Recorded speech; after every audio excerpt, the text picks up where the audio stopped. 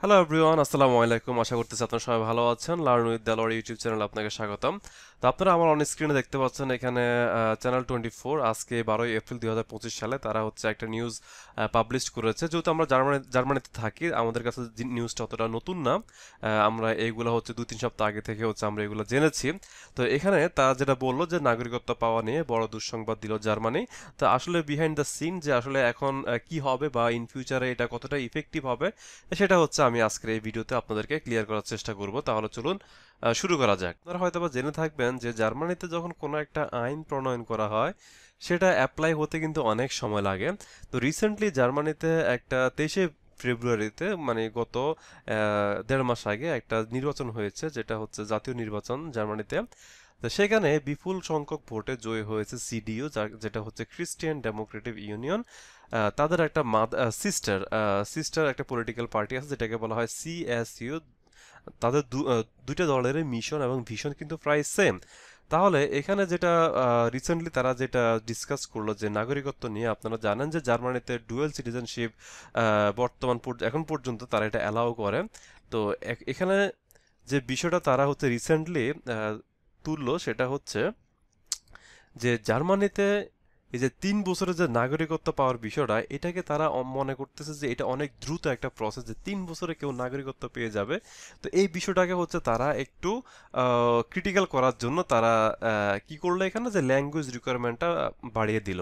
আর normally আপনারা জানেন যে জার্মানিতে কেউ যখন লিগেলভাবে 5 ইয়ার্স স্টে করে, আহ, এবং তার যদি হচ্ছে এখানে ফুল টাইম জব থাকে এবং জার্মান ল্যাঙ্গুয়েজ B1 থাকে, সে কিন্তু এখানে আফটার 5 ইয়ার্স সে কিন্তু হচ্ছে জার্মান পাসপোর্টের জন্য অ্যাপ্লাই করতে পারে।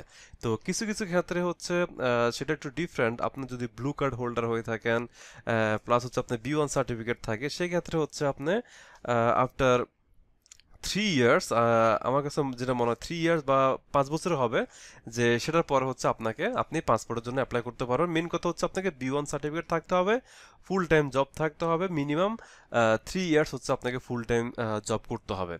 দেন এখানে এখন তারা যেটা বললো যে আপনারা জানেন যে এসপিডি, যেটা হচ্ছে সোশ্যাল ডেমোক্রেটিক যে পলিটিক্যাল পার্টি আছে, তো তারা যেটা বললো, তারা বললো হচ্ছে আহ, তারা হচ্ছে ওই যে আইনটা কিন্তু তারা অনেকটাই সহজ করে দিয়েছিল যারা আমরা ইমিগ্রেন্টস আছি তাদের জন্য।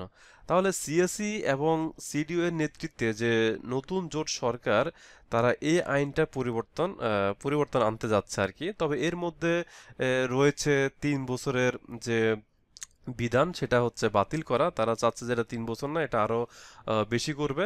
তবে নির্বাচনের আগে আলোচনায় আসা অপরাধের সাথে যুক্ত দ্বৈত নাগরিকত্ব যে বিষয়টা আছে, মানে যারা অলরেডি এখানে বিভিন্ন ধরনের ক্রিমিনাল বা বিভিন্ন ক্রাইমের সাথে জড়িত আছে, হ্যাঁ, সেই ক্ষেত্রে হচ্ছে তারা চাচ্ছে যে এই বিষয়গুলো বাতিল করতে, এবং পাশাপাশি 5 বছর পর যে নাগরিকত্ব পাওয়ার যে আইনটা, সেটাও তারা চাচ্ছে কি এখন বহাল রাখতে।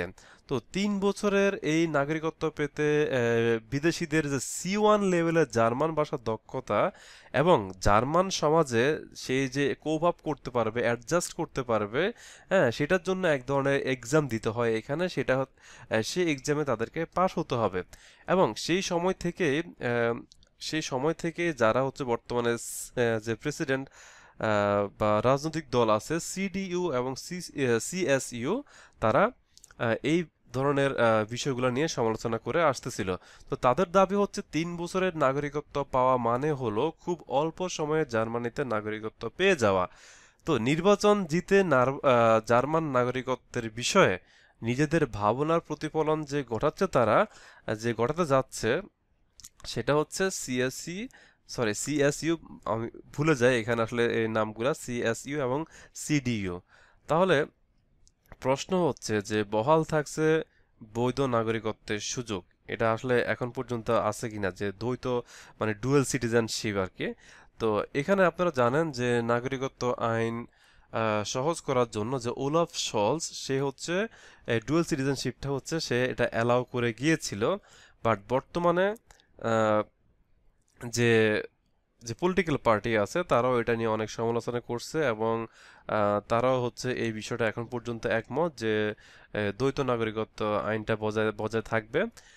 এবং কেউ যদি কোনো ধরনের সন্ত্রাসী সংগঠনের সাথে বা ইহুদি বিদ্বেষী মনোভাব নিয়ে জার্মানিতে বসবাস করে বা কঠোরপন্থী মনোভাব নিয়ে মনোভাব পোষণ করে, সেক্ষেত্রে তাদের জার্মান নাগরিকত্ব কেড়ে নেওয়া হবে। তো আশা করতেছি আপনারা বুঝতে পেরেছেন যে আসলে জার্মান নাগরিকত্বের যে বিষয়টা, এটা হচ্ছে আপনাকে যেহেতু সি1 করতে চাইছিল, পরে সেটা হচ্ছে আবার শিথিল করে তারা হচ্ছে এটাকে বি1-এ রেখেছে। বাট যেহেতু একবার আলোচনা এসেছে, ইন ফিউচার হয়তোবা সেটা সি1 পর্যন্ত যেতে পারে। তাহলে আজকের ভিডিওটা এখানে শেষ করলাম। আশা করতেছি আপনারা অনেক কিছু বুঝতে পেরেছেন। আল্লাহ হাফেজ।